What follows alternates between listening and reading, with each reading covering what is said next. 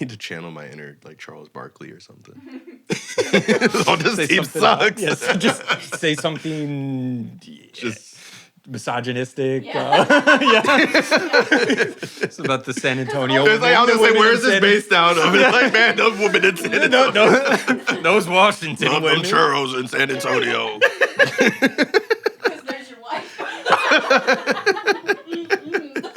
And if you say anything and then you're like, well, that probably didn't come off right. Well, Just cut it. We do a lot of cutting.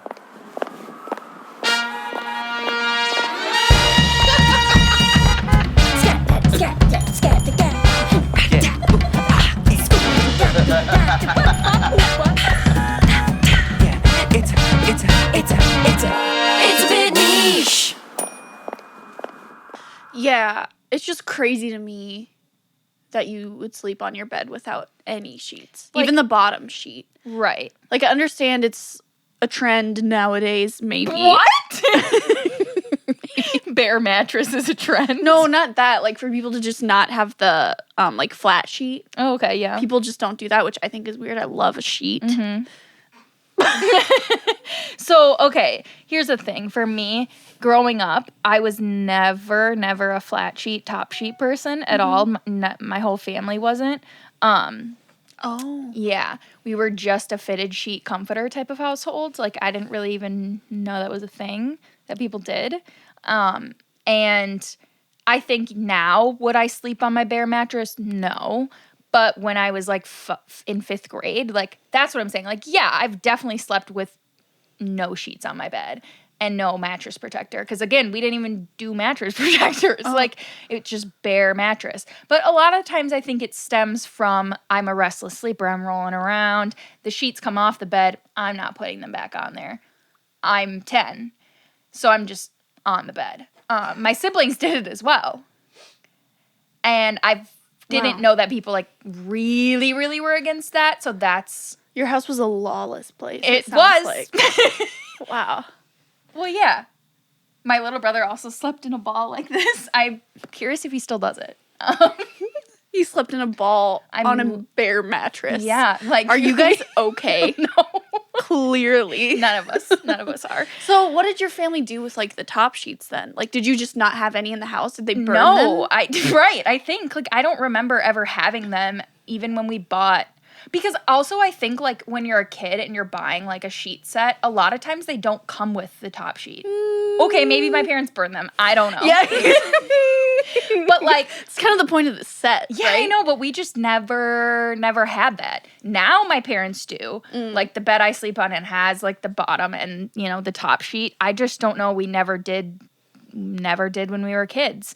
And I'm definitely not doing that now. But that's also because my husband's a incredibly nice, great person and loves to make our bed all nicely. Yeah, And if it's I not could crazy at interject. all. It's not crazy at all. All right. Let's hear. This is something- Her bed tactics are insane. Okay, Or it's worse. funny because Max says the same about me, but he's fucking crazy. So okay. please tell me. But also, No, let Abby me get this. used to sleep on a flat sheet and a comforter. That's Right. fucking crazy. Yeah, but wait, you slept on a flat sheet? No, sorry, just like the fitted sheet. the Yeah, fitted the sheet. fitted sheet or nothing at all. 'Cause But that here, would be I think crazy. I mean, I've probably done that before, sure. Slept on top of. So there's not You even. lay down the flat sheet and then you sleep on top of it. That's crazy What's work. the difference? There's a huge. Especially if you're a restless sleeper. Yeah. Then it's just like turns into a ball, and you're like So, kicking it. You're playing yeah. soccer down there. I've always really cared about like my bed situation. Oh, Oh very my god, much. you're so pretentious. And It's Laurel, incredibly pretentious. like I used But to I make love it my now. bed like over like every night before I would get in bed, like in college and stuff, just so that it was like nice to get into. Yeah, And we I do always that. really cared about it. Yeah. And then Abby started sleeping with Abby, and it's just like she didn't give a rat's ass. And I was like, what the hell? She just jumps in. Yeah, it was rough. Because he's a bottom sheet person. It's also, he's very particular about the sheets. So fitted sheet, top sheet, additional blanket, like knitted blanket, then A cotton comforter. blanket that's like heavy, so it Yeah. like keeps it on you. Yeah. I get it. Yeah. I don't do that, but I know that that's a thing. I go fitted, flat, comforter, and then we have like an invisible wall, Right. right? Yeah, and on my absolutely. side of the wall, I need to have this exact blanket. Yeah. And it needs to be loose. And I basically sleep on top of everything then because max is like 200 degrees. So if I'm under, because I'm always a covers person. I love the weight. Yeah. But I can't anymore because I sleep with a fucking inferno next to me. So now it's a whole thing. And Yeah. Max gets mad because he's very particular. But we get the bed all ready for bed right before we jump in. We jump in and then I fuck it up immediately. Yeah, see, it kind of seems like I'm both you and Max. Yeah. I'm the one fucking up the bed. I'm the one that's causing a stir, and I'm also the heat source underneath those covers. Wow. Yeah. Okay. What does that make you? Snap? Perfect. Yeah. I know. Wow. Whatever. It's exhausting. The reason this first came up, which besides somehow it came up randomly at work, was because of the movie Oh. we were watching, because it was one teeny tiny little scene where they panned to the kid on the bed and his sheets weren't on all the way. No, they weren't on at all. Really? I thought maybe he had like a little bit, like, they were off a little bit. Whatever. That would have I made think more it was, sense. It was pure mattresses. Yeah. That's what sparked this conversation. Yeah. We needed to circle back. I'm Laurel, And I'm Abby. and this is A Bit Niche. Welcome back. Episode 12. What? It's a big one for us. It sure is. Yeah. I bet you guys don't know what movie we're doing because we haven't told you yet, No. especially if you're not watching. Yeah, if you're only listening, you have zero frame of reference. We've given no context clues. We are talking about Air Bud today. Air Bud. Air Bud. Air Bud. Everybody in the club. Everybody in the club. get tipsy. Sorry, going downhill. Actually, I do have some housekeeping this week. Wow. Do have some housekeeping. Let's get into it. Okay, so for Do those tell. those of us that listened to our Moulin Rouge episode, I was talking to my family recently, and they were very upset with me. Specifically, they wanted me to issue some corrections from our Europe trip. Oh. They were very upset because Tim and Kay are Australian and not British. So Laurel! I'm sorry. I didn't remember that. In my memory, they were British. So I mean, super close. Yeah. I combine those accents. I mean, not geographically close, but like yeah, accents. right. Both. Yeah, the you were Queen- a child. Like, Yeah, I was like 14. I'm sorry I didn't Right. remember that they were Kiwis. yeah. It Okay. is interesting that why would like a British couple be on a big tour in England with you guys? We weren't in England. Well, we went to London like one day. Oh, okay. I thought you were just in England. No. We were all France. over. France, because France, Moulin Rouge, they got famously. the Moulin Rouge. Yeah, Yeah. you're right. I'm sorry. And they were also really upset that I didn't remember our tour guide's name. Her name was Esther. Oh. Justice were- for Esther. They were pissed. Just so you guys know. Also some housekeeping. I'm glad we could make that correction, though. Also some housekeeping. There's been a new drop recently. Oh, a hot new drop. Abby, do you want to tell us what it is? Sure do. Streaming everywhere. A new EP from the Roach King himself. Duke of the King's Roach Duke of the King's Roach. is out now. It's an incredible EP, Spotify, everybody. Apple Music, anywhere you stream your music. Go listen to it. Our producer, that's his little another project he has, because he has a lot of projects. He is the His Roach little King. hobby. The Roach King. The Roach King. Yeah, Snacked Productions, Media, Audio, whatever it's called. Our producer. The conglomerate. The Snacked We're universe. literally taking over the world. He also dabbles in the music. So please check out The Roach King. You can find him anywhere that you stream our podcast. Anywhere that you stream our podcast. And honestly, I swear to God, if you listen to his music and not our stuff, We're going to kill you. literally, I'm going to be pissed. We're going to be so mad. He already has more streams Streams than than us us. on everything. So you know what? let's cut this whole bit. Yeah. We don't need to cross promote shit. Yeah, he's not even doing his He own doesn't even promo. like our posts. No. He doesn't even, whatever. Anyways, go listen to that. Support Austin, I guess. I guess. Oh my Okay, I God. think that's it for housekeeping. I think it is, yeah. We could probably hop right into the old predictions. Yeah, because I knew I saw this, but I've probably seen it a couple times, but I Yeah. was super little, like 5 years old, because it came out the year we were born. 97. And I too had thought I seen it after the film. I really don't know that I have. Yeah. But again, it would have been when I was super little anyways, so the things were blurry. And we both did predictions together. Girls, gays, everything in between and outside. Folks, we've got some predictions. Hey. We are both here with our predictions. We think we've both seen it, but we both don't remember it. Yeah, I know I've seen it, but I know it's also been probably like 25 years. Oh, actually, yeah, that checks out. It is a children's movie. Yeah, it's probably been the same length for me. What do I think's gonna happen? Well, there's gonna be this boy, and he's like maybe in middle school, I think, and he's just not really doing good at the basketball team. And so then Air Bud, his lovely dog, comes and teaches him how to play. I can't remember if he's like the Air Bud. Is his name Air Bud? Is his name Bud? His name is Bud, right? It's gotta be. Buddy. You would think, yeah, or Buddy. And is he a stray? And then he finds the kid, or Yeah, and then he like knows how to play basketball, so he recruits him to be on the basketball team, and then they like play basketball. then they together. win. Yeah. Well, and I think there's a dog catcher, right? I remember have that. no idea. So maybe it's a stray or something, or Buddy. why would the dog catcher be after him? I remember don't it. know. No, and he dresses up like a clown. What? No, it's scary. It's really scary. I hope this is part of it, or actually, I hope it's not. And he's got like a big net. Yeah, I don't remember any of those specifics. I'm kind of making Per it up, but se. I do think that happens. But they're definitely gonna win the championship, and I think I'm gonna love it.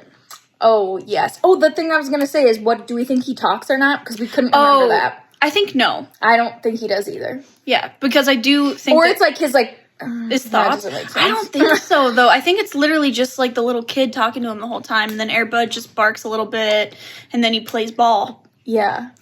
But I thought the Air Buddies talk, but that's different generations. That's like he's got litters of puppies. Yeah. Oh, they're his babies? I think they start breeding him. I think that's why. I mean, honestly, He's they the would stud. breed Airbud. Yeah. Stud. I have no idea about that. Stud. All right, I think that's enough of us. Yep. All right, let's find out. And now, back to the show. Gosh, I can't even fully remember our predictions. I feel like we were spot on in some ways and completely off base in most other ways. No recollection of what we said. All I know is that you got clown right. Oh, Because that I was fully convinced. I'm like, where is she pulling that from? But you were right about that. yeah. Shall we? Yeah, let's run get through into it. the movie. Yeah, let's run through the plot for a little refresher for everybody. I can start this time, but then you go. Okay. All right. Yeah, no, you go ahead. You go ahead and start. Perfect. Okay, so I think the film starts out strong with the cutest little yellow, not dog, but chick, little duckling. So for the first 10 minutes, there is no lines, but there will still be a lot of notables and quotables for us from the movie, but mainly from all of us watching it together.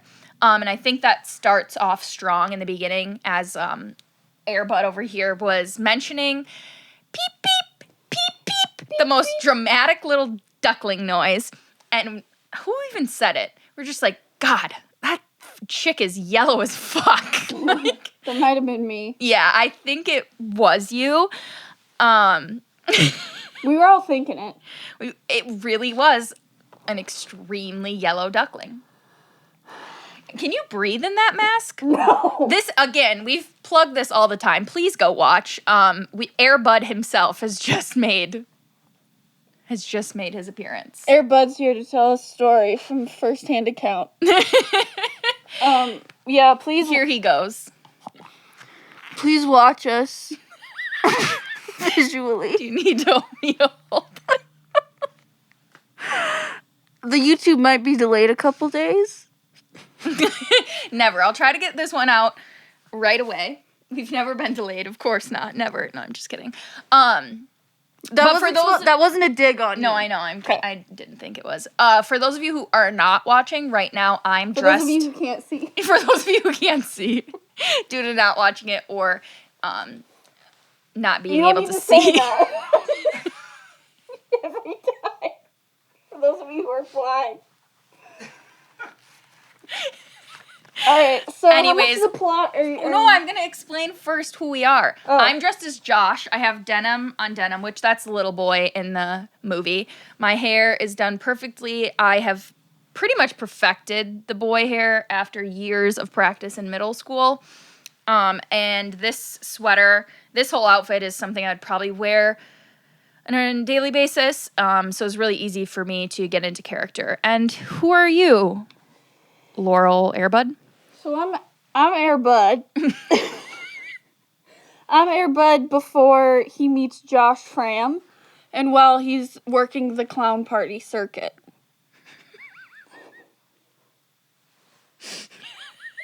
I can't see. Put your head down or breathe.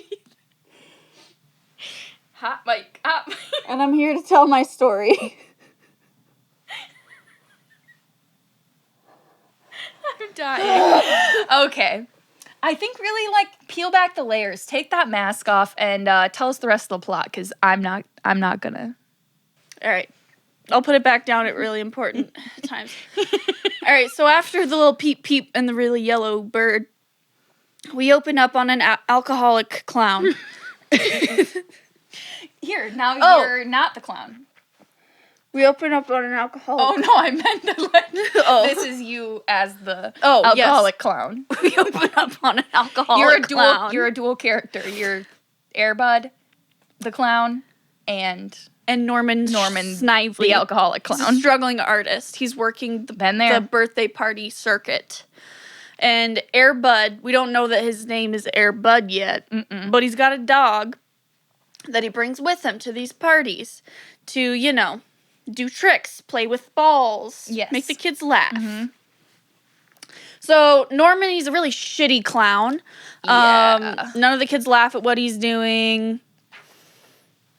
He's doing a really bad job, except then Buddy starts to make the kids laugh, but then Buddy goes crazy and causes trouble at this party. Yeah.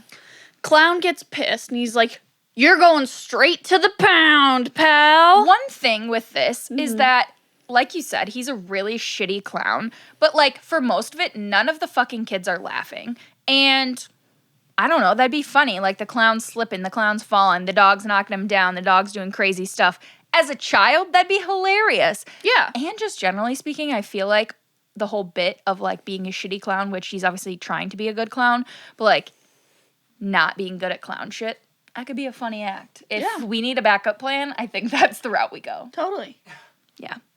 Yeah, I think we'd be really good at being shitty clowns. I know. Also, I wrote down for when he, gets real pissed and says that Buddy's going to go to the pound. I just wrote, this clown is drama. He's so drama. Drama. Ridiculous. So, Clown puts Airbud into the kennel in the bed of his shitty-ass truck, which somehow also has a car phone. That's something that Austin pointed out. Yeah. So the truck is literally falling apart. Yeah. But he has a car phone that enough works, for the and he's car calling phone. the pound to tell them that he's coming with a bad, bad boy. Mm-hmm. And he forgets to secure the kennel down in the truck bed. So the entire kennel falls out of a moving truck. at speed. speed. Yeah, at speed. Yeah. At a speed. And here's the thing. Didn't remember the movie, but I was not prepared for the traumatic events. This is the first of many traumatizing things that happen in this film. Yeah, this dog gets abused. He gets abandoned. He gets exploited. Gosh. Justice for Air Bud. No, really. For real. And it doesn't end there because now the kennel is on the damn ground. The kennel's on the goddamn ground. A semi-truck comes this close to plowing into it. Yeah. I don't even remember. How does, the door to the kennel open? Because I think... Because they hit it. I totally forgot. Josh Framm and his bitch mom hit the kennel. Yeah. Yeah, it, hits it, tips over, it opens up, and he runs out. Yeah, so this is our first time meeting Josh, the little boy, and his mom, and I guess his little sister who's in the back, but she's a baby, so she doesn't count. Yeah. And the first time we meet them, they literally hit Air Bud with their car. Yeah. Oh my God. And they see a dog come out of there dressed as a clown. And this stupid ass mom, instead of being like, oh my God, what did we just hit? We should go see if it's okay. She's like, what's that box doing in the middle of the road? Yeah. And then keeps going. Yeah. Are you kidding me? That's the first time I knew I hated this lady. I know. Or isn't she on the phone or some shit? Or that's late. God, she's, the worst. Yeah. So then, how would you just, you can clearly see it's a kennel. Yeah.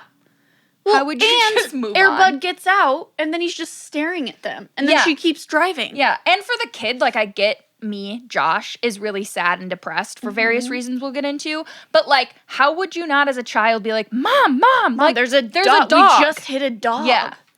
Yeah, absolutely insane. So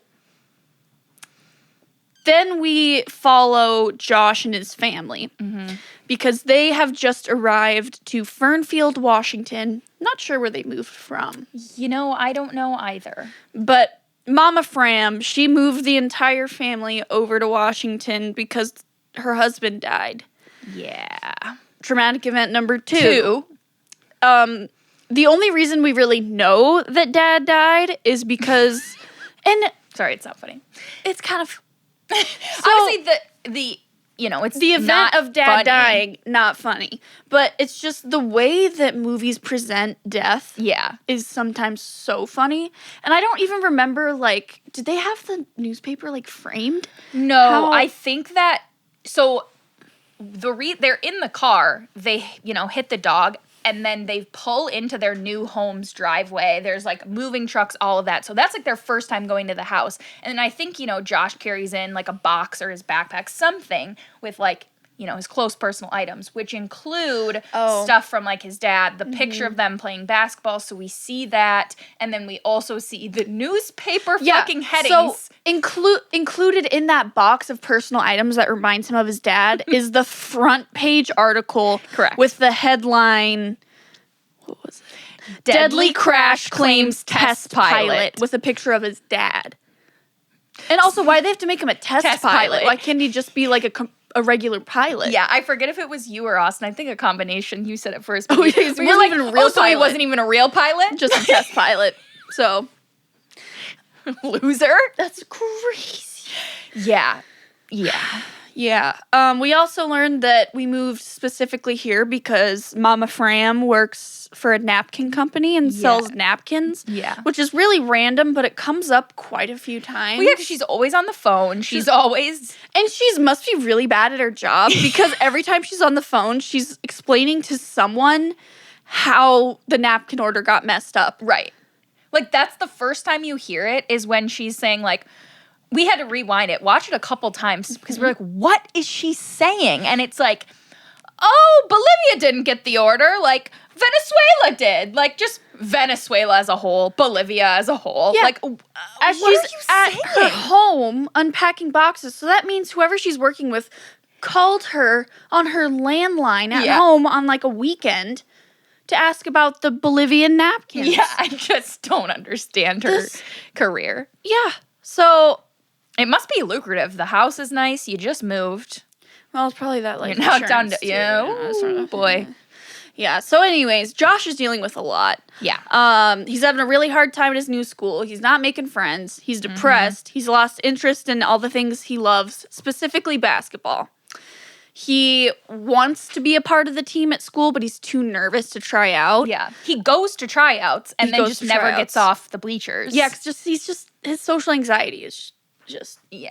overcoming him. Yeah. And Coach Barker, who's a dick. Yeah. He's the coach of the middle school basketball team. Yeah. He notices him and he's like, hey, pal.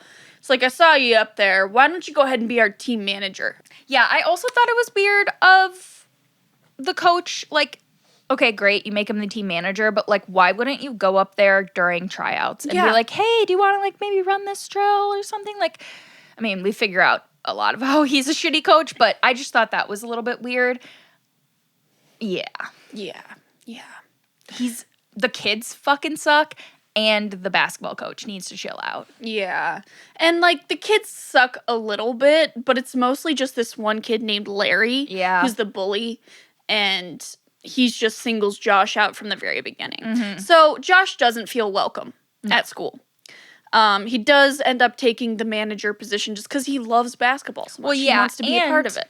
And I think one very interesting part is, like, clearly his mom, like, obviously he's having a hard time. He played basketball with his dad who died. He doesn't want to get back into it. But his mom clearly doesn't know his ass or care or, like, you know, say, like, oh, honey, go try out for the team. Like, she signs him up to play trombone. Right. And he's not good at trombone. I think the quote, like, the teacher is like, don't blow so hard, blow harder, blow harder. And I was like, oh, wow. Wow. Wow. And the reason I wanted to make sure we did not forget about trombone is because my husband looks at me and says, oh, I remember that case. I used to play trombone.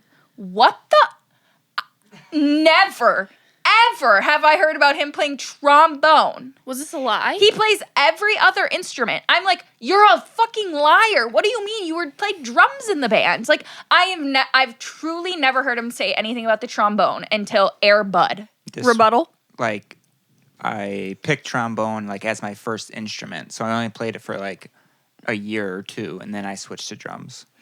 So that was, like, 5th grade, 6th grade. Likely story. When I was trombonering. Is trombone going to be on the next album? Yeah, I'll have to go get my trombone from the high school. Check it back out. Why, you don't have it? Go get it, the rental. It was a rental. Yeah, that shocked me to my core, so. Yeah. Sorry, that's it. No, I mean, he's not like trombone. It's not doing it for him. No. So one day when he's walking home or something, he's always anywhere but his house. Right. Mom doesn't have a care in the world about that. I know, which when we were watching it, it kind of shocked me, but then I realized it's the 90s. Yeah. I mean, even when we were growing up, we kind of did whatever we want. Yeah, same. Like, I was just out and about in my neighborhood. Oh, totally. Yeah. I was just running around barefoot in the middle of the street. I was always barefoot, too. Never had shoes on. No. Never. Oh, you mean foot prisons? So anyways, one day he's walking home from God knows where. School? Yeah. Allegedly. I don't know where he was. And he sees an abandoned church. So he goes, awesome, I'm going to go explore it. Of course. Naturally. And he finds an old decrepit basketball court. So he's like, oh, this is perfect. Yeah. I can just clean this up a little bit. And then this is my own personal oasis. Yeah. But he hears something in the bushes. He says, what's that? What's that? What's over there? And then who does he see? Who does he see in there? Hey, little buddy. Come here. Come here. Hey, little buddy. Get the Yeah, snack pack. Hey, buddy.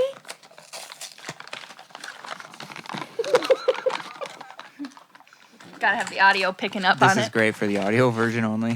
Yeah. I'm now pulling out the snack packs. You don't need to open it. We're gonna eat it, aren't we? Oh, I thought we were just doing like a... Oh, faking it? Please go watch the camera. Laurel I don't actually know how to describe what's going on right now. Why am I actually opening my mouth? Oh my gosh. So Josh, he's got quite a few snack packs with him. Well, maybe at that point it's just the one. This man has 2 things in his backpack at all times. A basketball and a shit ton of snack packs. And I respect it. Yeah, that's what we all need to be packing all the time.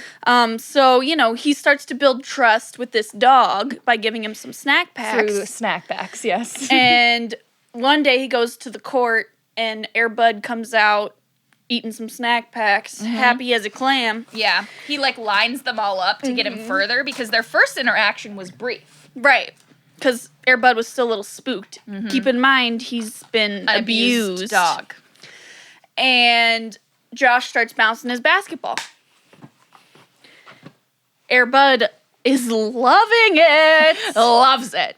It takes him way too long. I was like, play fetch with this damn dog. I know. And he's like, oh, you like basketball, boy? Oh, say it. You're Josh. You like basketball? Should I throw this basketball at your head? Are you ready? Okay. All right, we're going to need to play a little bit outside. Yeah, for sure. So, no, that he discovers that this dog loves basketball just as much as him. But, then they end up having some plays together. The dog plays some defense, and there's actually a decent amount of basketball at this point. All right, so then Josh is like, awesome, this dog's coming home with me. And then it's our favorite scene. I just love this scene. Look, when we tell you our notes for this movie are insane. Unhinged. I will have to read word for word off of it. Actually, I do have it memorized. But yeah, I love the scene, them bringing him, him bringing the dog home, just starting with his dirty ass shoes in the house, then him carrying the dirty ass dog up to the bathtub. He gets in his rain gear, all yellow raincoat.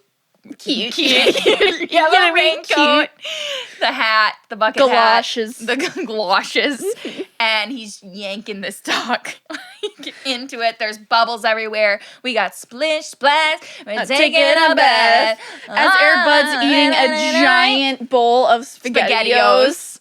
Yeah, no, my notes here are SpaghettiOs into a dog. Yeah, it is so cute. Because Josh eats the SpaghettiOs and he puts it into a dog figurine. That's actually pretty good. Oh, that's what I meant by into. Yes. I thought I was just saying something weird about No, I wrote that same thing too. Okay, good. Did you also just write splish splash? Yes, splish splash. We both just wrote splish splash, and I put a little heart next to it. I put a star. Yeah, and right under that, I have I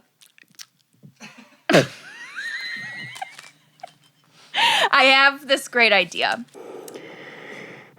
Jim Pepper in the dog mask. Jim Sprinkles in a raincoat and boots. And the two of them are just splashing around in the tub. Brilliant. Splash, splash, I was taking a bath. What do we think? I really hope I insert clip here, and there's a clip of it. I don't think we're going to convince our friends to do that, but in the moment of watching this, I did think it was a brilliant idea. I also, it would have been even more of a brilliant idea if either of us had a bigger bathtub than we do. But I think that might make it better. Neither one of those 6 foot plus tall men are fitting into that bathtub. Fitting 2 of them in there and one of them in a mask. I think it would be actually fucking hilarious. Well, I agree. It would be insane, and we will make them do it. Yes, exactly. Yeah, but that scene was so fun. I just love those chaotic interactions, and also then he cleans up Bud so he can try to convince his mom to keep the dog, and he doesn't, of course, shut the bathroom door all the way. So while he's trying to convince his mom and stuff or introduce the topic, Buddy comes out after the whole chaotic, fun little bathroom scene. He's also running around the house, and I just love it. Like, the paint's flying everywhere, because remember, they just It's moved chaos. in. Like, the mom is screaming bloody murder. Yeah, I just love those scenes so much. Paint all over the dog, all over the ground. Like, just so fun. But obviously not a great first impression for Buddy. Buddy. Which actually reminds me, Josh has named the dog Buddy. His name isn't Air Bud. Right. We'll use them interchangeably. Because Buddy told us He that told he's us fine it was with okay. either. Yeah. So, Mama Framm, she's like, get this dog out of here. You can't keep it. I hate this dog. Put up found yellow dog posters yellow dog, yeah. around the town, which is literally what the poster says. Yeah. Is found yellow dog. Obviously, Josh and Buddy have grown quite attached. So he convinces his mom. He's like, okay, Mom, like, I get it. You hate the dog. I love the dog. And I am suicidal. Oh my Nope, that's not right. That's not right. That's not. Where did you get that from? He's really depressed. He's lost all interest. Yeah, so he's he says, extremely sad, and that's what makes the mom like suck so bad, is because she's just too busy selling napkins to like realize how sad her kid is. yeah, one of my notes in here is just absent mother selling napkins. Absent mother, just too busy selling napkins. She's so busy. She's got to get her numbers up. I know.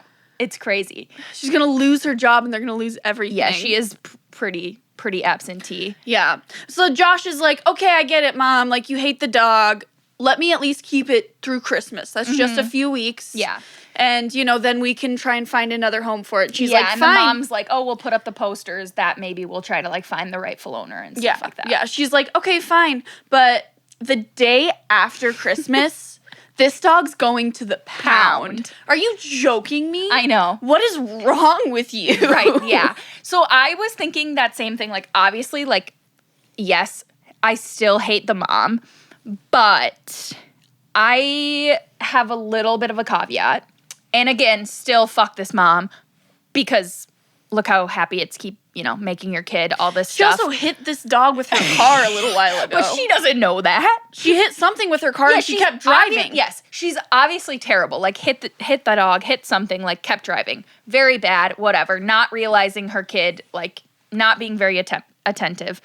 Very absentee, all this stuff. But it's also a massive decision whether or not to keep a dog. And clearly they just had massive life changes, such as losing a spouse, losing an income, moving maybe cross-country, moving to a new house. You have a young baby and your depressed child. And yes, this dog is going to be very helpful, but, like, do you have time to train this dog? Do you have the money to pay for it? Clearly the dog's already trained. It can climb the trellis outside the house. I don't think she's going to have to do a lot for this dog. That's the thing, but we see through and through that they have zero fucking control over Bud. Zero control. They leave windows open and he's jumping out of them. He's on his own free. They never have a leash. Like, so maybe they should have thought about it a little longer if they're ready for a dog. You know what's funny is the one time that Air Bud is on a leash is whenever Josh is bringing him up to, like, the referee table at the championship game. Yeah. What? Yeah. No, otherwise, like, yeah, but, like, no hey, honestly, they don't need to restrain him. He's got incredible judgment. He escapes. No, but he escapes to, like, go do to good a in the community. basketball game and go into a middle school and run around on the court. I don't know what you're talking about. He saved the day.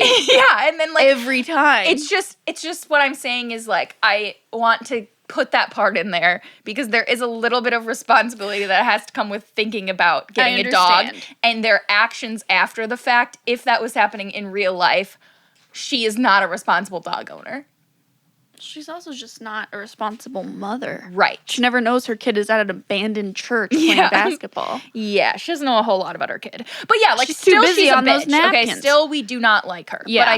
But, you know, of course, once Christmas actually rolls around, well, it's actually kind of a shitty fake out Oh my God, yeah. Because you I see, was scared. like, everyone's together on Christmas Eve night, and, like, Buddy's there too, and it's really sweet. They go to bed together. Josh wakes up in the morning, and he goes, Buddy, it's Christmas. Looks all around his room. Buddy's gone. The window's open. Mm-hmm. He's like, oh my God, what? Where's Buddy? And he goes downstairs. He's freaking out. Yeah. And we're like, oh my God, did she take him I know. early I'm like, oh, on Christmas Day? Mom took him. Yeah. But no, he's under the tree with a bow on his head. And it's like, Yeah. okay, all right. Well, also, what a fucking cop-out for I know. her. She's like, great, I don't need to buy Josh anything this year. I'll get him what he already has. Exactly. Okay, so Josh is doing all the grunt work as manager. He's doing the laundry for the team. For some reason, this middle school has like a boiler room. It's like really intricate. I guess I don't know. I haven't been in that many school basements. Right. I'm sure like multiple school basements have them. It just feels like a lot for having a middle schooler that's doing all of that.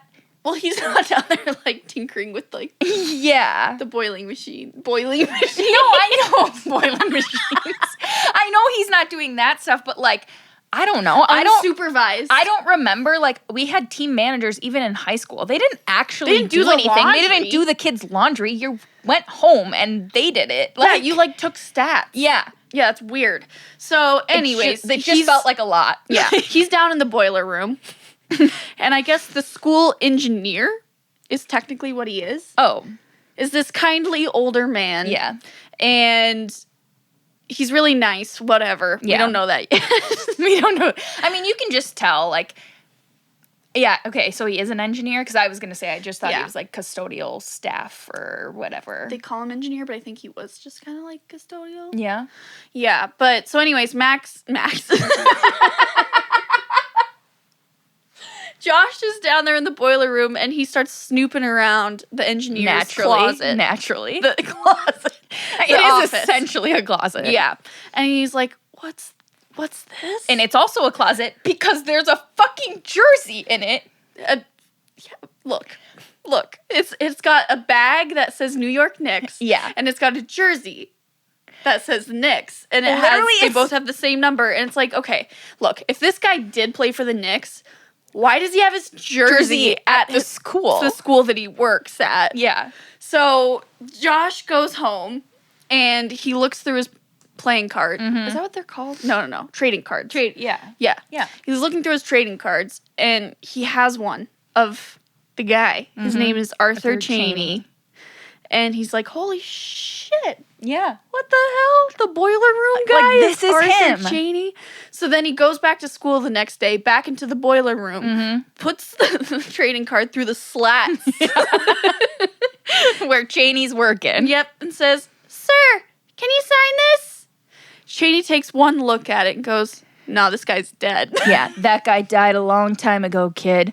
And Josh goes, Like, oh my God, like he's a child. Like, I know. I get you've got your own, trauma and stuff, Cheney, but wow. You don't just be like, nah, man, this guy died. Yeah. But Josh is like, oh, okay. Walks away. All of a sudden, he's like, he's walking out, trying to go home, and he hears the basketball. Yeah. Someone's playing. Someone's hooping. He's like, what? So he goes and looks into the gym. It's Arthur Chaney, who's like a 75-year-old man. He is dunking. Slamming. He is absolutely bawling out as hard as he can. Yeah. It's like, dude, if you're Hooper. going to pretend that you're not this former NBA player, maybe don't go and like absolutely 30 throw seconds down later. in the gym. Yeah, exactly. So that was one of my favorite scenes. But, also we're not quite as educated in the world of basketball. Right. As obviously our sports teams. So, Jim, how are we doing in the studio? Girls, gays, everything in between and outside. Welcome back to A Bit Niche Sports. I'm Jim Sprinkle, here with my correspondent, Jim Pepper, and our remote correspondent, Jim with the numbers. Let's see if old Jim still has it today. Old Jim. Ooh, and boom goes the dynamite. Oh. Okay. Oh. All right. A little around town right there. Oh, there we Ooh, go. handles. Oh, that's money. That's a 1950s jump shot if I ever see one. So that was some of the best skills I've seen from a coach from the 50s. How about you, Jim? Yeah, thanks, Jim. I do think old Mr. Cheney still's got some of it. Jim, what are your thoughts on this? Jim, you're live. You're live, Jim. Oh, okay. Well, reporting live from Ho Chi Minh City, Vietnam, you got Jim here. And yes, Jim, Cheney has all the accolades in the world, averaging 25 points a game in the league. But really, the points I want to quickly touch on are the points on his driver's licenses. He's got 4 different points across 5 county lines in the state. I don't know how that's going to translate, but it's going to be exciting to find out. Jim, back to you. Very good. All right, Jim and the boys. Thanks for your analysis. Oh. And How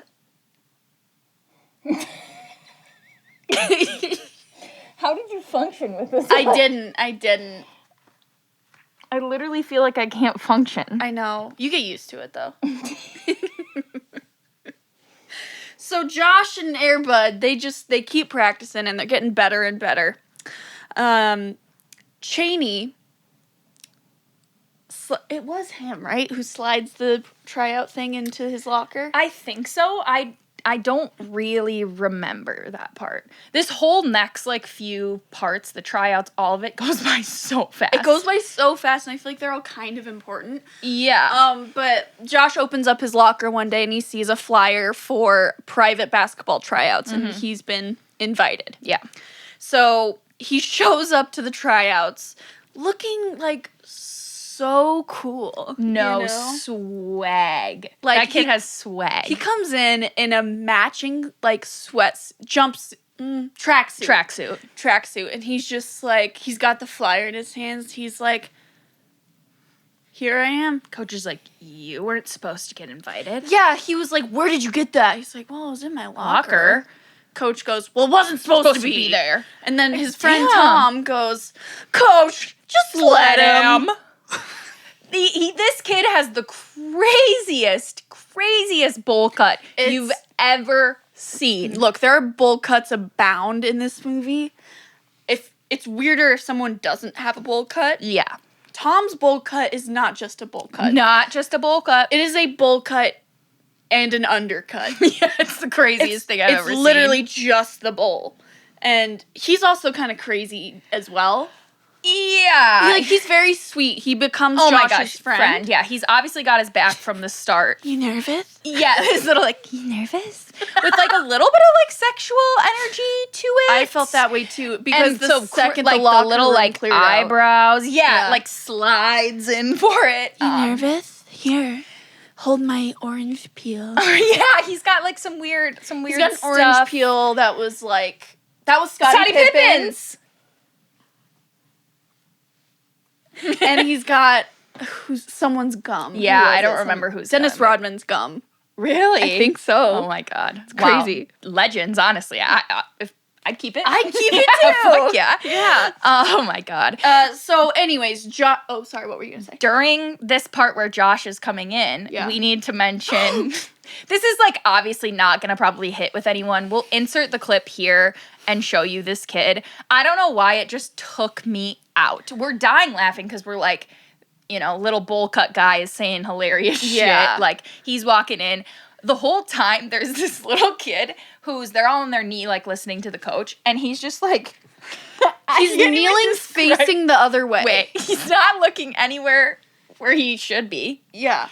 He's not even just turned around or something. He's fully turned around. And just looking down. Honestly, he's Tim Tebowing. He actually is totally Tebowing. And that's probably not going to hit for the young kids. They don't know what Tebowing is. Oh my god, right. That's crazy. We're Wow. old. Ew. So no, he's Tebowing in the other direction. Yeah.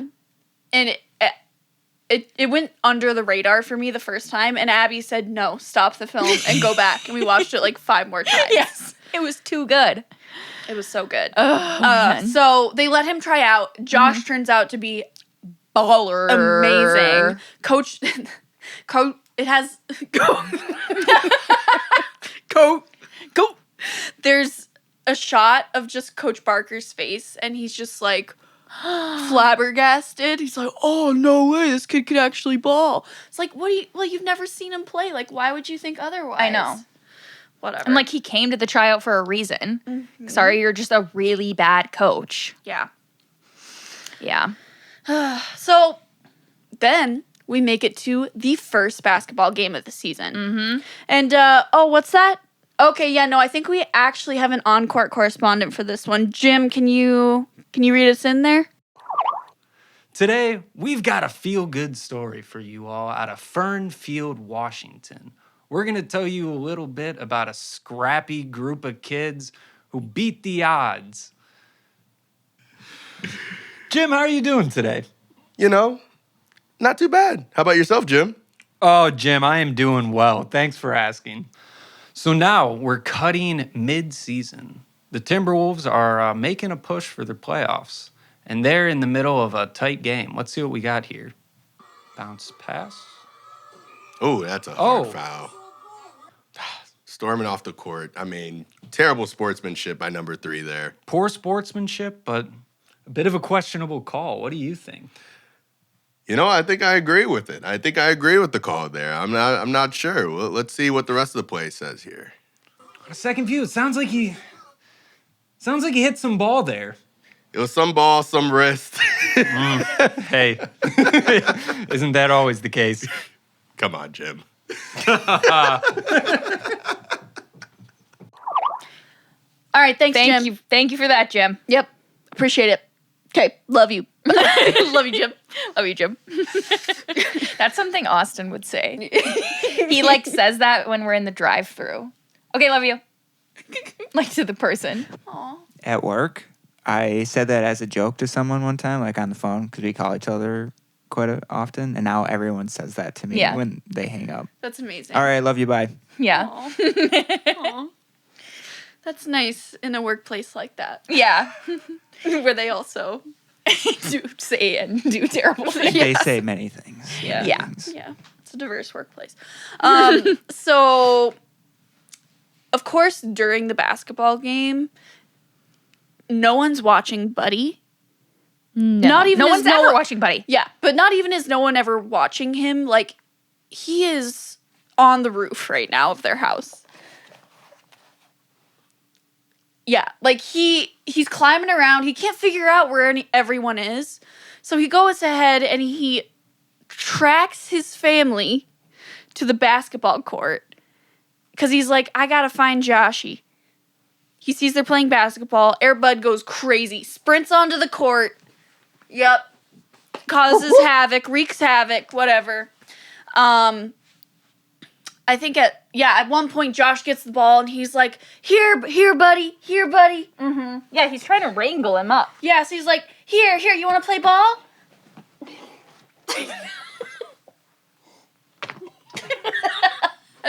And then the whole crowd sees that Air Bud can ball. Get ball. So then after that game, Principal Pepper, ally Queen of Queens, this principal who also has a bowl cut, and she's a middle-aged woman. She's incredible. And she comes up to Josh and Mom Framm and Air Bud, and she's like, this dog is everything. I'm obsessed with your dog.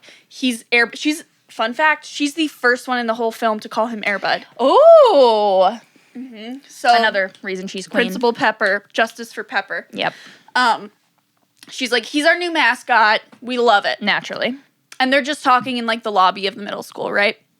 And then all of a sudden, Buddy, he's like, huh? He's like,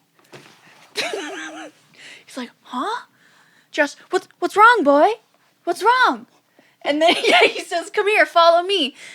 Air Bud sprints back to the gym, and everybody else is there too. And then they're looking through to see what's going on. Oh my God. I did not remember this scene at all. It's a scene of Coach Barker abusing Tom. Yeah, I had to take my mask back off for this because this is actually insane. Like I mentioned, there is a lot of like actually real traumatizing shit in here. Yeah. And this was one I didn't remember. No. He's The literally coach is chucking Yeah. the ball at, what's the kid's Tom. name? Because Bowl cut? Yeah. Yeah. extreme bowl cut, weird dude, but like good kid doesn't deserve to be abused. I would argue no kid deserves to be abused. Yeah, even if they're Even if they're the worst. to each their own, but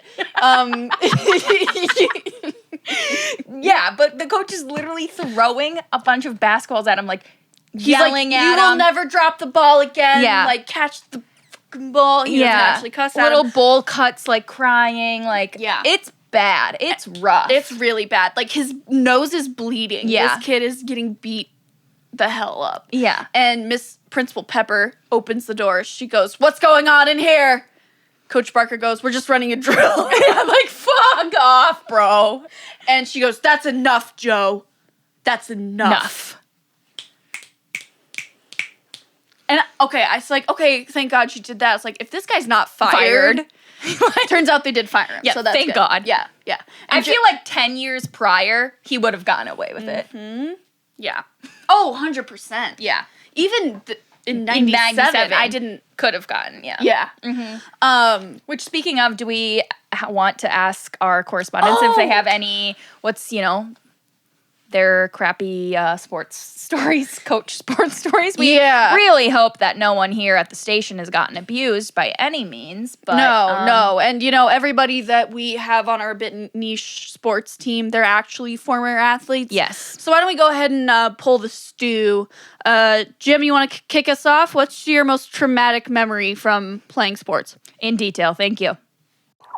I don't have too I was much. like, the worst is like being snatched, like Yeah. by the back of the jersey. Yeah, I was but just- that's like, Say, hey, we've all had coaches yell at us, but never anything that bad. yeah. Yeah. You didn't have a coach do that to you.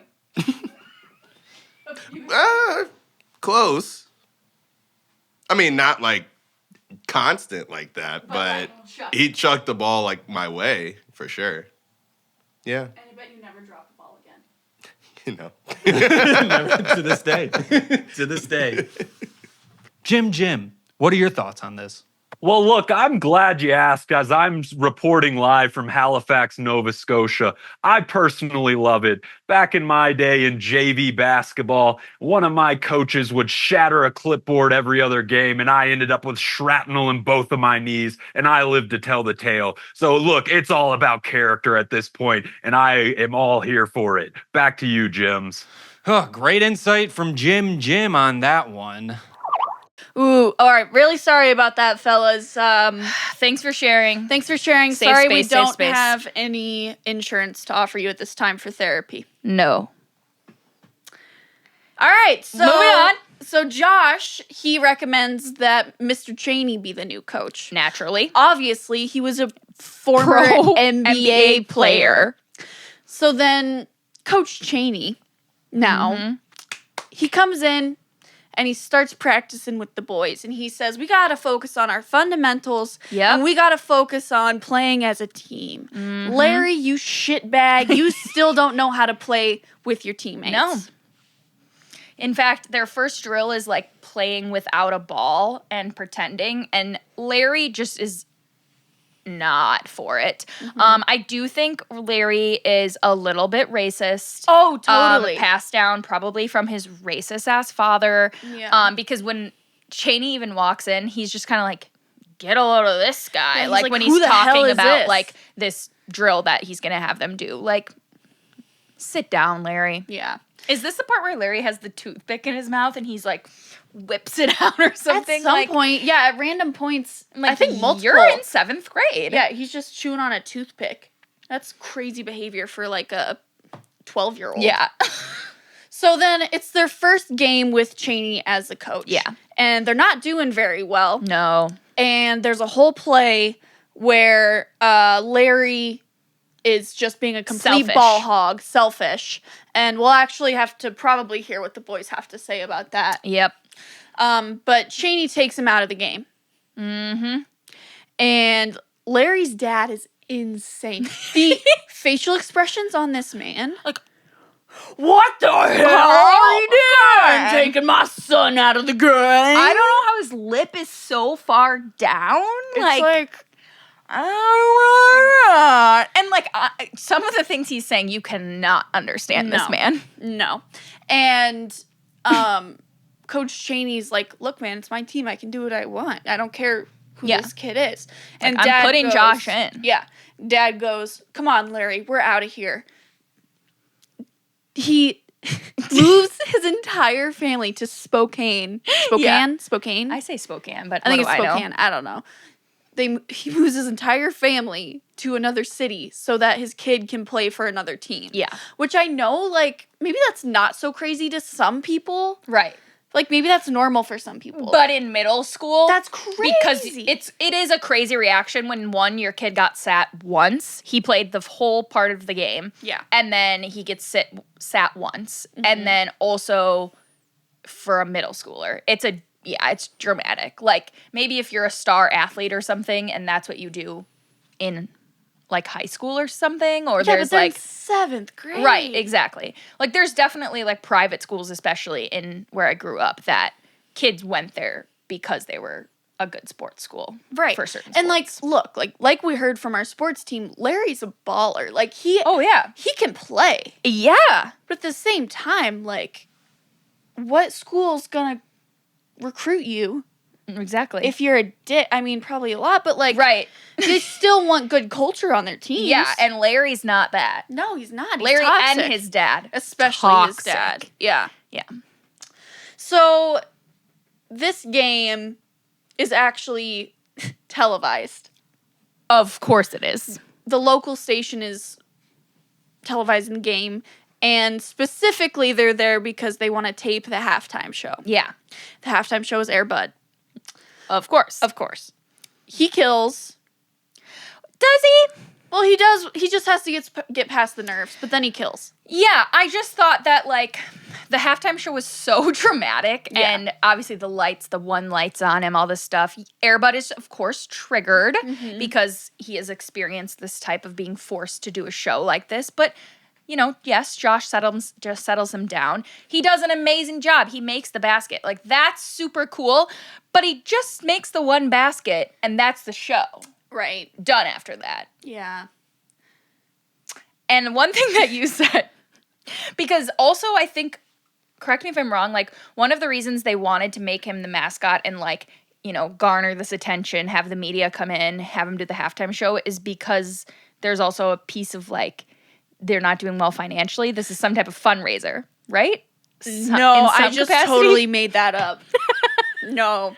Look, you guys. Because Laurel says to me out loud, yeah, because this is where I got it from. You said, wow, one basket is enough to save the town from financial ruin. No idea where that came from. Look, I said a lot of stuff very confidently while we were watching this movie. Yeah. And that was one of them. Just 'cause he makes the one basket and everybody in the stands just goes absolutely crazy. It's front page news. Yeah. On multiple newspapers Yes. that they like flash across. Yeah. It's on the news. Yeah, which these is papers and the news are dedicated to this middle school basketball team. So yeah, that was me just being like, what? Okay, so it's one basket and this town's like back up and running. Yeah, like This is the best thing this town has ever seen. See, I was convinced. I'm like, that's another thing, you know? It's like, of course, you know, there's financial ruin and Of course the there dog's is. going to save the town. I also thought of this as really, like, backtracking a little bit. I wrote in my notebook when they started, like, flashing, you know, like, images of Cheney and stuff like that, and him, like, just kind of being around Josh. And I wrote, they always set up the kid to be friends with the janitor. They do though. Yeah, but then I literally thought about it more, and I was like, maybe you're the person to ask, but in what movie do they do that? It just feels like something that they are always doing. It felt like I was like, oh, of course, they're always setting things up for the kid to be friends with the janitor. But where? I said, where? What other movie does that? I feel like Hot Frosty! Hot Frosty. I was gonna say that.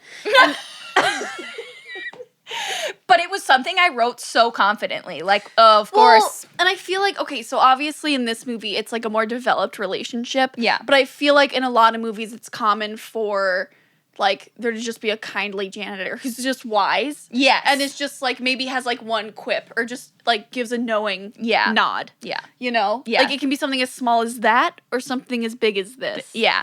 Yeah. It just felt like, oh, it's so obvious. Like, of course, the I knew janitor this. and him are We going to be knew. friends. The second and of we- course he's going to be a baller. The second we saw Mr. Cheney, the first time you see him in the film, he's just doing maintenance. Yes. And we're like, oh, No, he's going to be... that's when I wrote it. Yeah. And I wrote And we and looked I at was each like, other oh, and we said, oh, we know where this movie Yep. is going. he's a baller. Yep. Yeah.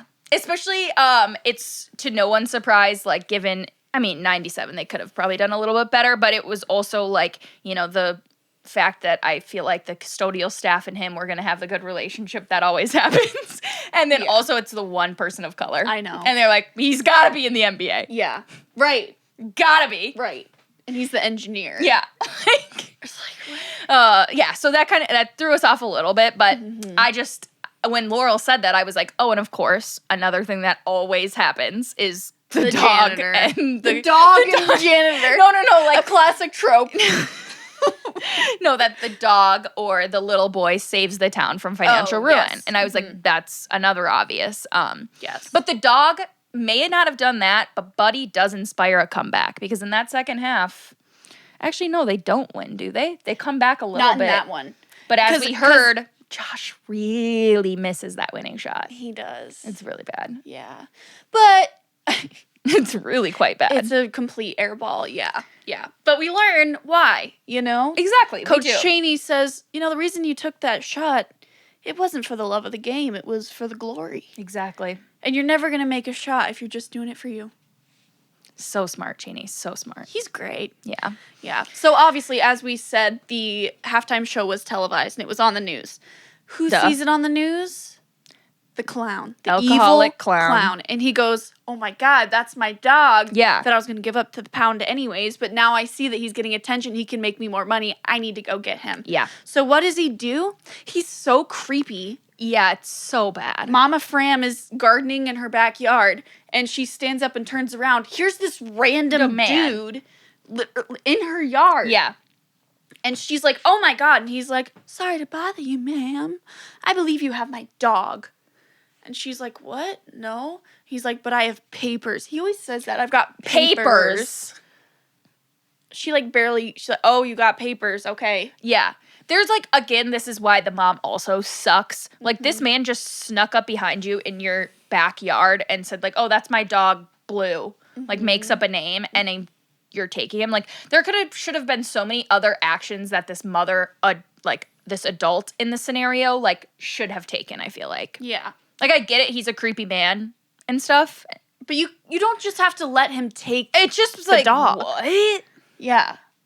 What? You can't just take a dog like that. Now I gotta go back to frickin' the clown.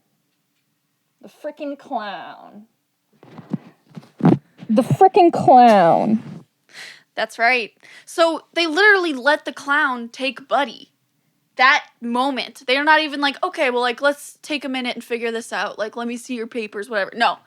They just let him take him right away. So Josh is back to being absolutely gutted, right? And, oh, what was that? Gutted. Oh, okay. And one day he decides he's going to go try and find Buddy. I don't know how he found him so easily.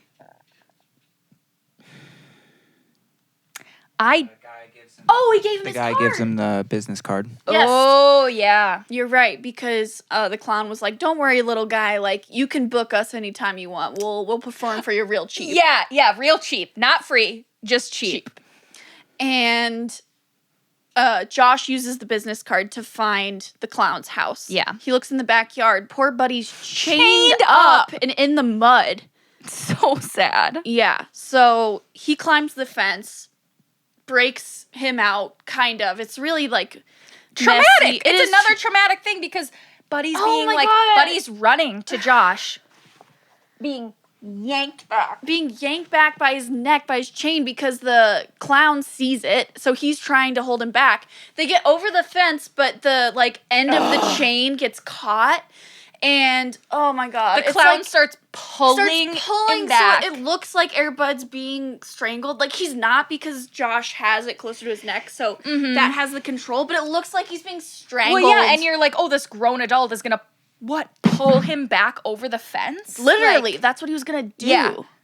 Oh my God. Horrible. So, anyways, they get away, or they start running, and then Clown's like, you can't run that fast. He gets in his truck. What is he planning on doing? Running them clunker. over? Yeah. Well, that too. It's Yeah. a bad, horrible car, but like, what's his plan? He's I literally know. going to hit them? Right. Yeah, so he starts driving towards him, but the car is in such bad shape, it literally starts falling apart. Like, he pushes the brakes so hard that the exhaust falls off. Is that a thing? Sure, yeah. Yeah. The brakes are not working. And then the wheel comes off, or the steering wheel comes off. Yeah. Everything falls apart, and he crashes into the lake. Mm-hmm. Aw, The so car silly. phone's still in there, by the The way. car phone is still in there, and Still it in still there. works at the bottom of the lake. Yeah. So then Josh and Airbud go on a water taxi to Naturally. this little island. Mm-hmm. I don't want to talk about this part. Can you do it? Yeah. I was not well for this part. Not at all. Yeah. So he takes him to an island, and this Josh pretty much tells Buddy that the only way for Buddy to be safe is for Josh to leave him in the woods, and hopefully for another family to find Buddy. Again, I don't think this is the only option for Josh, but what a selfless little kid. Like, Yeah, his heart's in the right place. Yeah, He he said, I love you knows- so much, I have to let you go. yeah, he knows that if he keeps Buddy, the clown's going to just come back and take Buddy back again, and we know how poorly that Buddy gets treated with the clown, so let's release him and give him, hopefully he'll find a new family that will love and take care of him, and the clown will never be able to find him. Mm-hmm. Like, oh my gosh. I swear also when it like pans back to Buddy, like Buddy's got like a tear. I was Look. also crying. Like, it was so sad and also really great acting by the little kid. Like, he's like getting into it. Like, Buddy, no, go. I don't want you. I don't like Yeah, whatever, he white because fanged Buddy him. just I don't know if you get that reference. No, I but- don't. Yeah, Buddy he's saying, just I keeps don't want you trying to follow anymore. him. I don't want you. Can't you see? Get out of here. Go. Yeah. But, and all of that's obviously very sad, but what really killed me is that Josh gets on the water taxi and it starts going. Buddy tries to swim after him. Oh my God. Yeah, because when like the words weren't working for Buddy, he took his basketball out of his backpack again, because the only thing in his freaking backpack is this basketball, and he threw it just because, like, you know, Buddy loves that basketball so much. And then Josh starts sprinting away. Yeah, I really, that one was really tough. Oh, it was yeah. gutting. Yeah. So then after that absolutely terrible scene, it cuts to the championship game. And now we have footage of the championship game between the Fernfield Timberwolves and the Spokane Warriors. Let's see what we've got, Jim. Rowdy crowd. Ooh. And Timberwolves with the opening tip. Out and running with the left-hand lay. The one black kid on the team. A hot start for him, Jim. Oh, what a behind the back there by the And- foul kid. Yeah, he got crossed. That's Larry's dad. that is Larry, former member of the Timberwolves. You know what? Fuck that Larry kid. He owes me $500 and he knows why. And if he sees this after the game, tell him to meet me in the parking lot, goddammit. But I'll tell you what, on the basketball court, I've got nothing respect for him. I mean, kid's got a complete game, and that's all I can say. But if you see this, Larry, I'm fucking coming for you, okay? Jim's. Obviously, Buddy's not there. Coach Chaney, in his locker room pep talk, mentions how special the dog was to them, even though he's not there. It's like, wow, this coach is probably the best. He also said that these past few months have been the best of his life. I love Coach Chaney. I love him. He's incredible. So then we're playing Spokane. Spokane? Damn it. Spokane. Spokane, I think. I don't know But what why do I that's know? so hard for me. Yeah, I don't know. They That's- probably say it. That's my differently. friend who lives there. Shit, sorry. But of course, that's the team that Bully Larry is on, and they're really good. So Timberwolves are getting their asses handed to them. Sure are. And they're down by like, I don't know, 20. Well, at here's the half. thing, too, is that half of the Timberwolves are out with chickenpox. Because I forgot. Oh, I totally forgot about so that. I wrote, oh, of course Larry's an anti-vaxxer, forgetting that Larry switched teams, but all the rest of those kids Are anti-vax. also are anti-vax. Yeah. So they're out with chickenpox, so they're already down, getting yes. crushed. Mm-hmm. Then the players get hurt. Yes. One of the players gets like hit, whatever.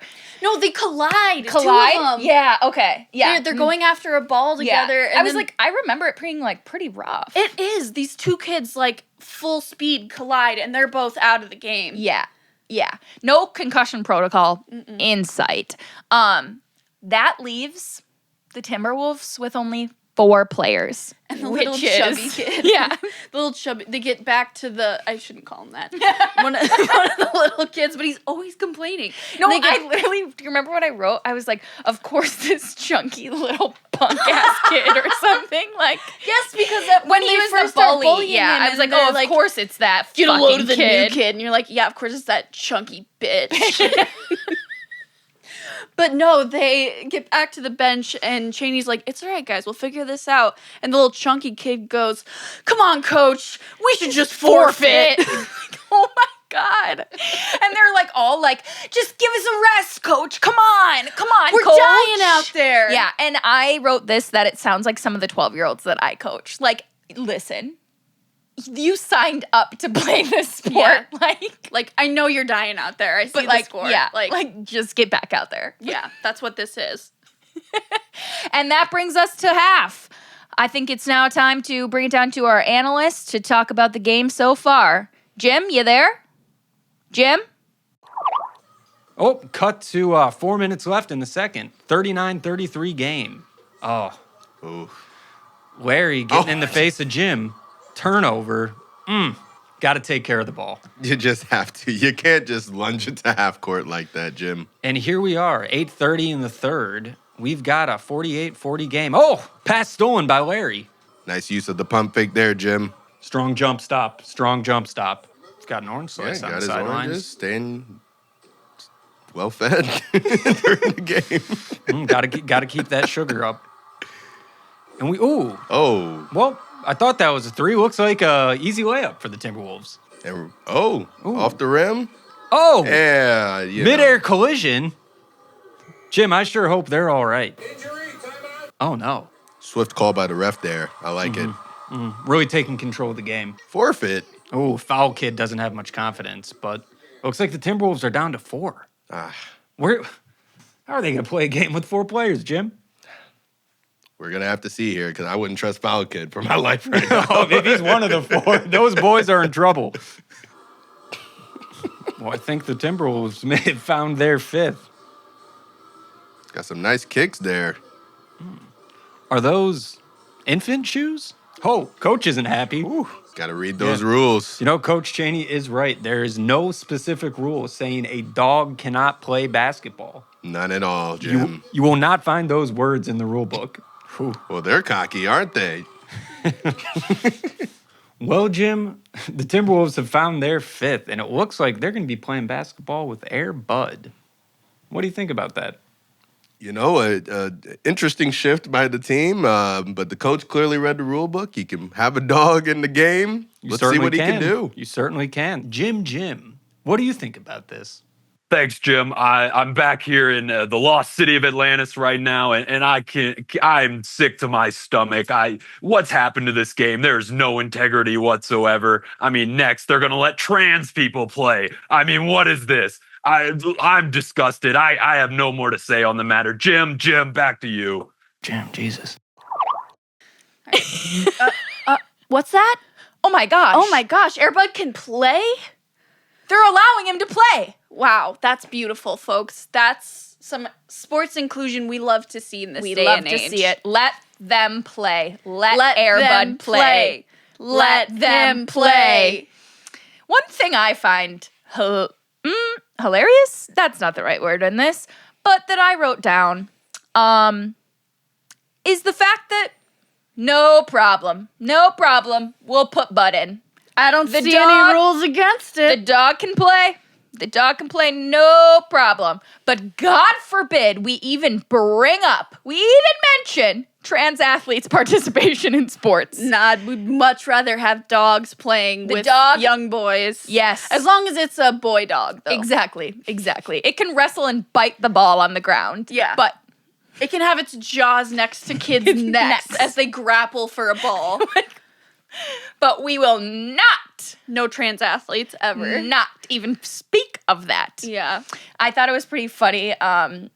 You mentioned during this part, you were like, well, after, the dog was ruled to be eligible to play, you were like, the integrity of the game crowd's been real quiet lately since Air Bud. I'm just saying. Very selective. Mm-hmm. But hey, what do I know? What do we know? It's not like we have degrees in this.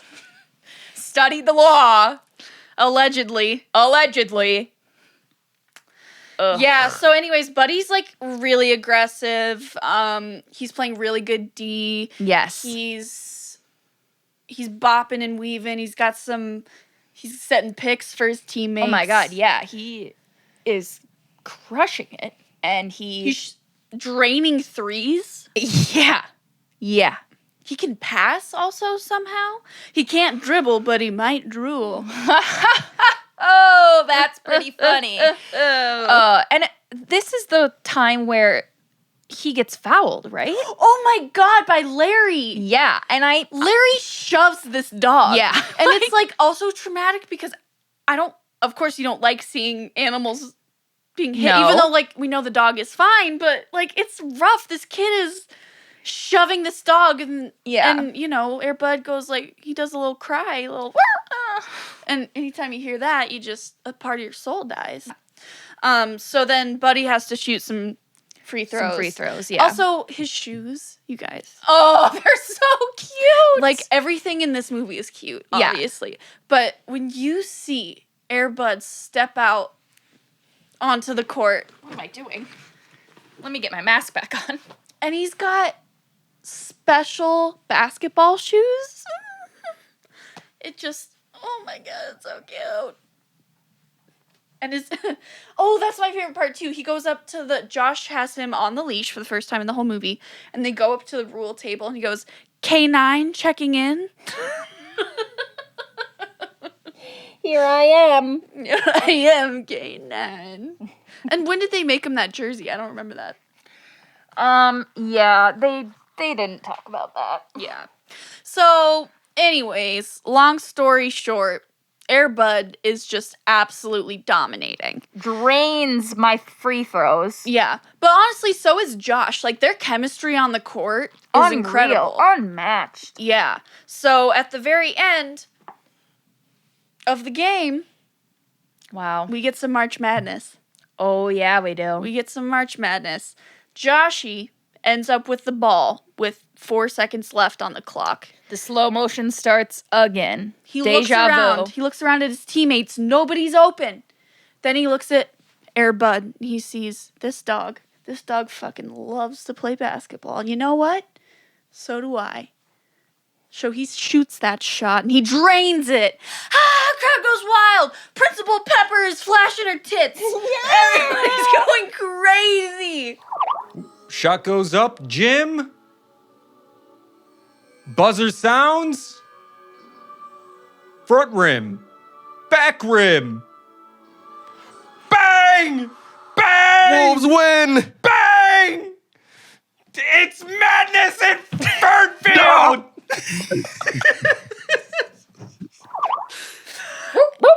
They win the game. Incredible. Even Larry goes up to Josh and says, nice shot, water boy. It's like a little sexy, too. Yeah. Yeah. So, of course, somehow, I don't know how this happened, but Clown is at the game. Yeah. I guess since he got out of the water, Yeah, he knew where to come back to. apparently. Knew where Air Bud was. Yeah. Showed up again. So after the game, he goes up to the Frams and Air Bud and goes, all right, you guys had your fun. Like, this is my dog. I want my dog back now. Mm-hmm. And mom's finally like drops Zach and she's like, Literally. no, actually you can't take our dog now. Yeah. And he was like, well then I'll see you in court. And okay, I didn't remember a lot from this movie, but I definitely didn't remember this courtroom scene. This is insane. The craziest This thing. is the janky ass courtroom. Most janky ass courtroom I have ever seen. It's wild. I was like definitely thinking that like, oh, movie's over. The final scene is going to be like them celebrating their championship when like that. I just thought it was going to be over because I was like, oh, this like unemployed clown is an unreliable plaintiff. He is not going to bring suit upon this family for this, custody of a dog. Right. There's just no way. No proof of chain of ownership. Yeah. He doesn't have the money to hire an attorney. Apparently neither do the Frams. No. So I just thought this is the end of the movie. We're celebrating the game, which, by the way, we didn't even put our medals on for our first place victory. Bummer. Yeah. I thought it was going to be, taking pictures for the news, celebration, end of movie. But we get this incredibly terrible But I courtroom loved scene. it. It's so perfect. It's so good. This old judge can't hear or see anything. He thinks they're like, oh, this is a custody case. So he sees Air Bud, but he can't really see. So he's like, that's one ugly kid. It's like, well, it's a dog. Says Yeah, the bailiff. You say it. I can't say it. I was just no, I was gonna say that the judge, like from the start, is like, I don't want this courtroom to be crazy at all, but he's like inciting chaos, and he definitely needs to retire. Yeah. But whatever. But yes, also, it's just utter chaos. And no one's keeping it in order. Bailiff, I'm like looking around for him, and then I'm like, that little twink, he's the bailiff? Like, of course this is a chaotic courtroom. He's not doing anything. Yeah, bailiff's just standing there and he's like, it's a dog, judge. It's a dog. Yeah. This is crazy. No prep went into this. Yeah, clown comes in dressed as a clown. Yeah. To represent himself. Yeah. He says, I have papers, judge, to prove that I'm the owner of this dog. Judge goes, okay, show me. Of course, the papers were in his pocket when he crashed into the lake, so he pulls out a baggie of like wet paper. Yeah. And okay, like this is a freaking joke. On the other side, Josh's mom stands up and starts arguing about God knows what. I think the judge every time this bitch opens her mouth, Yeah. I tune out.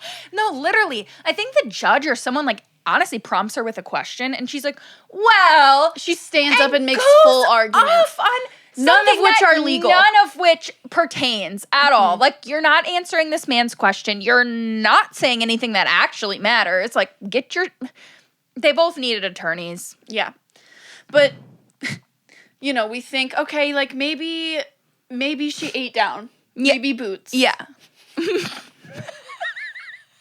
We know that bailiffs. Yes, queen. Slay mama. We're like, okay, maybe, but like it's not really hitting with Judge. Right. But don't worry, because the courtroom doors open.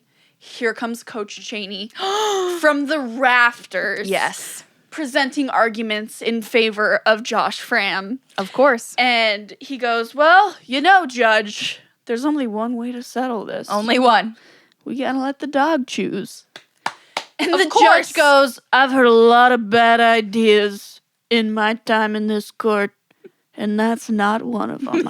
I love it. So he moves the entire courtroom out in front of the courthouse. Mm-hmm. This man's on like a raised platform. Yeah, they rig it up real quick. This real must have nicely. taken so long, though. I know. And I just think it's funny too that like at the point where they go from the courtroom outside, we see that there's cameras also in this courtroom. Like, it's one thing that the whole middle school basketball game was televised. Yeah, because it's like the a fun, fact that the court, this is being televised is crazy. The This most is high the biggest profile thing to case happen in this town. Yeah. to Fern Woods Fern since Field, that test yeah. pilot died. Oh my God, yeah. This is crazy. Yeah. Yeah, so we got the judge in the middle on this high platform, Airbuds in front of him on the ground. We got Clown on one side, we got Frams and the entire town on the other side. And judge goes, if either of you take one solitary step towards this dog, you fucking lose. Do you hear me? And they're both like, yeah, okay. He's like, all right, start calling the dog. So, Josh is breaking down. This is a traumatic experience. Can you imagine this as a kid? No, it's fucking crazy. It would ruin you for life. Yeah. Your beloved dog has to choose between you and an evil clown. Yeah. Are you Who's kidding? his abuser? Yeah. Are you joking me? And when the clown takes out the newspaper and starts like smacking it, like Buddy is like a little freaked out, but Buddy's like going towards him. He's like, I have to listen. So we're panicking, right? Yeah. And we're Josh is screaming in my panicking. living room. Right. I'm like, Josh is no, screaming too. Don't pick him. Don't pick him. Josh is crying and dropping to his knees. Yeah. But Buddy, that little sly bastard, he says, this is, yep, here he is. He says, this is that frickin' newspaper that he would always beat me with. So he starts slinking towards him, and then he tears it up.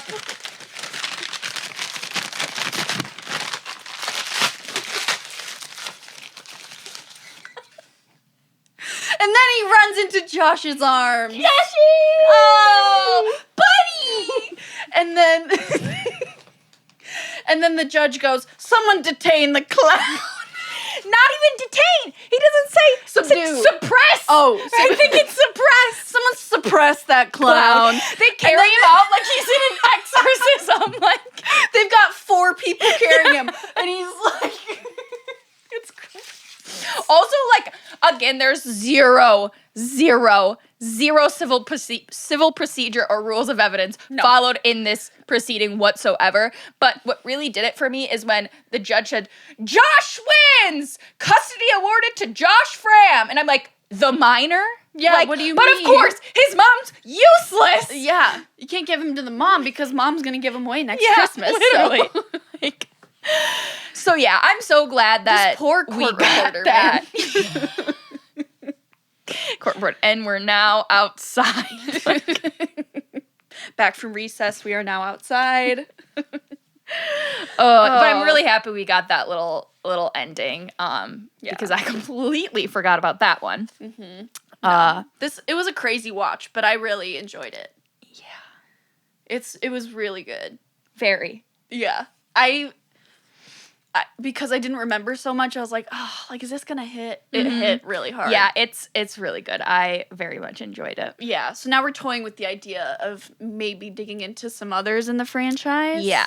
The next one is Golden Receiver, so that's the football one. So that one could be fun. That would be fun. So we'll have to talk about we that. like throwing a pigskin around, so. Oh, you know me, Laurel Hands. Yep, Laurel Hands. That's what they call me. That's I don't say your last name like we've got millions of fans. Yeah, but also our last names are like on things, aren't they? Most things are like just Laurel and Abby, but like then when we're our tagged, social medias are tagged. Yeah, like, okay. They'll find us. Yeah. So give us some feedback if you guys want more from the Air Bud universe. Yep. There's a lot. And Jim, do you have any more closing thoughts at the conclusion of this game and film? Well, Jim, impressive stats from Airbud there. I agree, Jim. Immediately impacting the game, as we can see, 1.4 points per minute. Not too bad. Not too bad at all. Albeit in a limited time. Let's see if he can reproduce those numbers once the minutes increase a little bit. Back to you, Jim. You know what? I appreciate you asking me, Jim, and it's not much of a debate. Let me tell you why here. In terms of playoff points per minute, there is a clear discrepancy from Airbud and his so-called airness. I mean, Airbud's coming in with 1.4 points per minute in the playoffs, and Michael Jordan only 0.8. I mean, that's clearly not even a debate. I mean, look, there was a 10-minute stretch where there's a short montage sequence in which Buddy probably accumulate. What the fuck stats are these? I mean, is this what we're working with these days? I mean, who fire the fucking intern that brought this to me? I mean, this is, what the fuck? This is such stupid shit we have to deal with all the time. I'm telling you, Todd, this is ridiculous. Oh my. Look, Jims, I'll say at the end of the day, I'm just glad to have witnessed Air Bud because, I mean, when we get down to it, he's not got much time left on the planet. Jim, take it back, Jim. Jim, just go. Take it. Signing a player to a 2-year contract, he may have 3 years left to live, is a tough choice, Jim. What do you think? May not be the best allocation of money. But as we saw, he is an impact player. I would say a small championship window, but... Immediate championship if you draft Air Bud. Yeah, a team who's really in win-now mode, I think they could use a player like Bud, Air. You know what, Jim? All this talk about Air Bud, I mean, there's no way you can replicate him, but I just want to know who in the league right now most reminds you of Air Bud? I mean, there's he does everything right, so you have a lot of options. But would just love to hear some more praises of him. Okay, please. He's got some flashes of SGA to his game. Quick hands in the passing lane, finishes in the paint. What do you think? I'm gonna go with Damian Lillard. He gets hot quickly. He's a microwave, and it's clearly Air Bud time. It's Bud time. It's Bud time. Well, folks, that about wraps our coverage on the Fernfield Warriors and their miraculous run from 0 to hero. What do you think about that, Jim? Oh, quite the comeback, Jim. I loved watching Mr. Bud do his thing out there, and I can't wait to see him go to the next level, Jim. Excited to see what he does in the pros for sure. Jim, any final thoughts from you? Thanks, Jim. At the end of the day, he's a good boy. Signing off, back to you, Jim. Of course not. Well, that about wraps this episode of A Bit Niche Sports. Girls, back to you. Riveting stuff. We want to thank you for all your commentary. Jim Sprinkles, Jim Pepper, and Jim. It's been a pleasure. Thanks, Jim. Always nice to have you on. All right, so then behind the scenes of this one. Behind the scenes. Draw up the curtain. What's going on back there? The first fact I want to say is sad. Oh, no. So Air Bud, the actor, died. We all know that he's dead, right? I mean, we all know he's dead at this point anyways, because this was in 1997. So, like, what dog is living to 28, 29? What's the ASPCA song? In the Arms of the angel. But what makes it even more sad is he died only a year after filming this. Have some respect. Yeah, and it is a little bit sad because we know this dog was put to work. He was put to work, not just for this movie, but he was also the dog on Full House. Yeah. And some other stuff, too, of the times. Mm-hmm. But he was revered in the industry. Oh, absolutely. Yeah. More facts, they finished filming this whole movie in less than a month. Which is wild. It's a Harvey Weinstein production, so... Take that as you will. Yeah. I think back to Buddy, I have a few things because Buddy was legit. I personally didn't know that this is like loosely based on a true story. A guy named Kevin, he actually found Buddy. Like Buddy was a stray and, like crawled out of the woods and they, he kept him. He tried to look for like an owner for a while, but ended up it ended up becoming his, and decided to keep him. And he loved playing basketball with Kevin. And it took them like 6 months. He said like over 4,000 attempts before he even sank his first basket. So they like trained. They were playing together. They were having fun. And that was Buddy in the film, which I didn't know that. I figured it was just, I don't know. Yeah. Not at all a true story.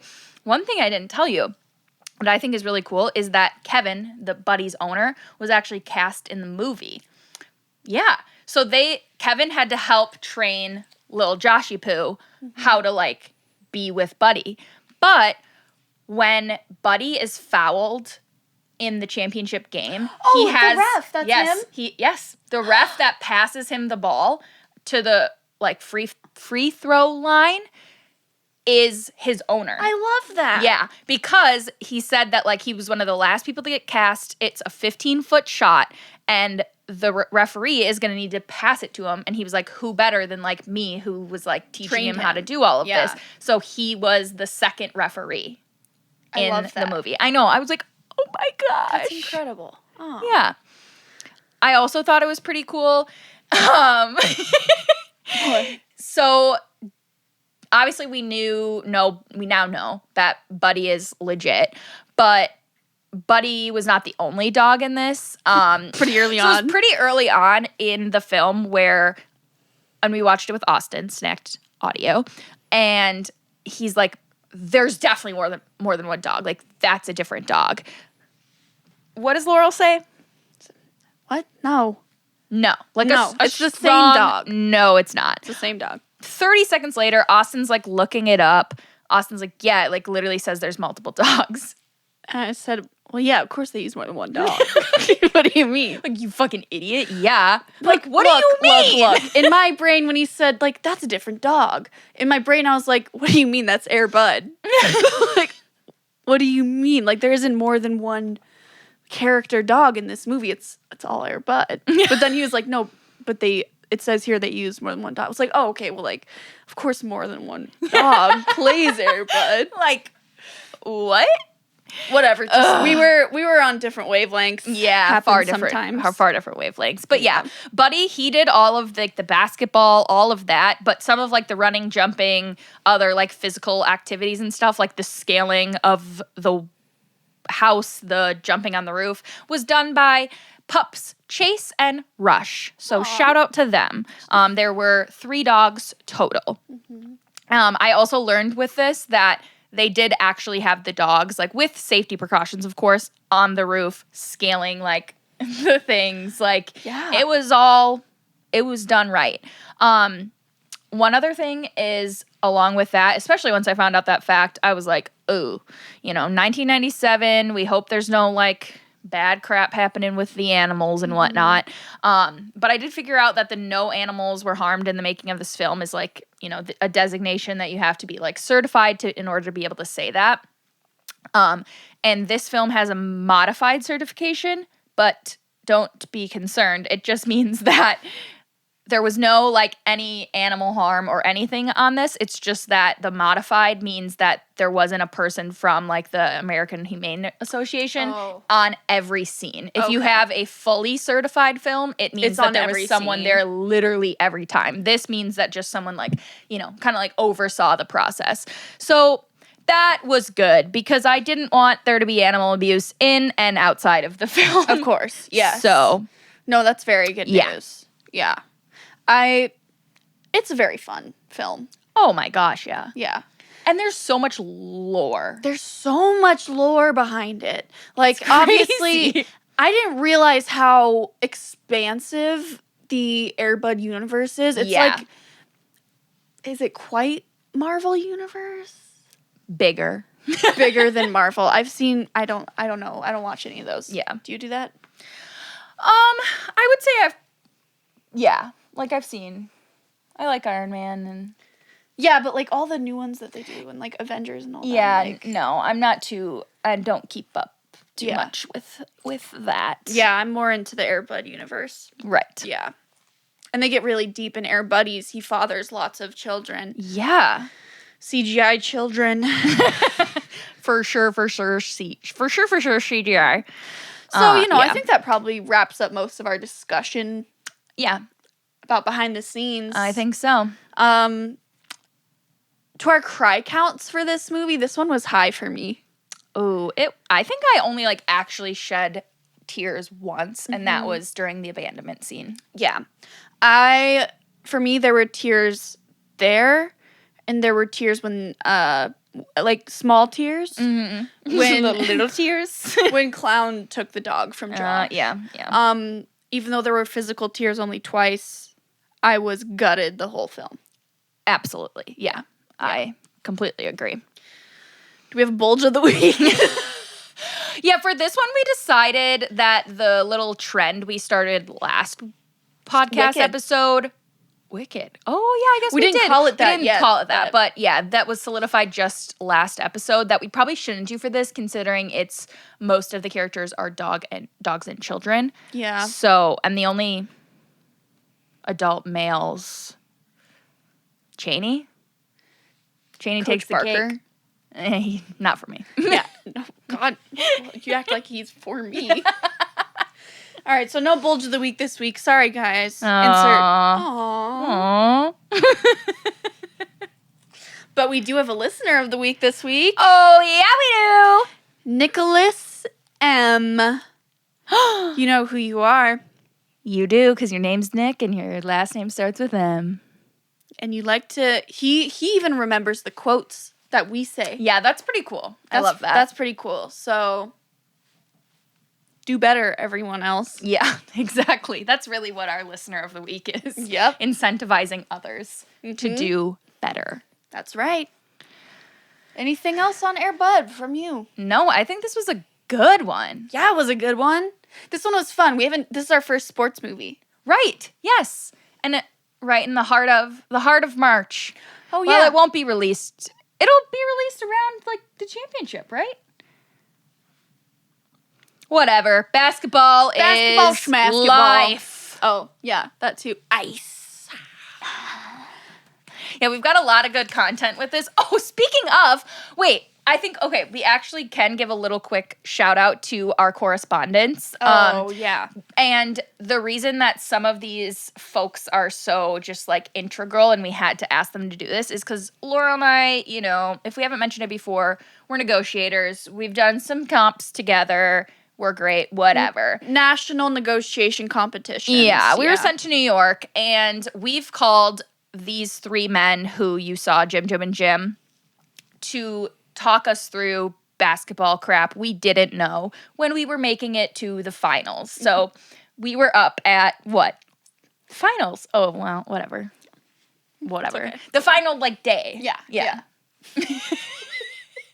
Because we got sent the packets at midnight. did. Yeah, it was and like it's 1 a.m. talking about actually real basketball shit. Well, and it was really intense. It was trades and oh my, caps and stuff that we figured it out. But Yeah. the ins and outs of okay, we don't know every player in the NBA. No. And I'm not going to take the time to figure Figure it that out. No. So our So we called correspondents, our friends and they let us know. yeah. We were spitballing strategy and, Dame time. Dame time. You get it. Yeah.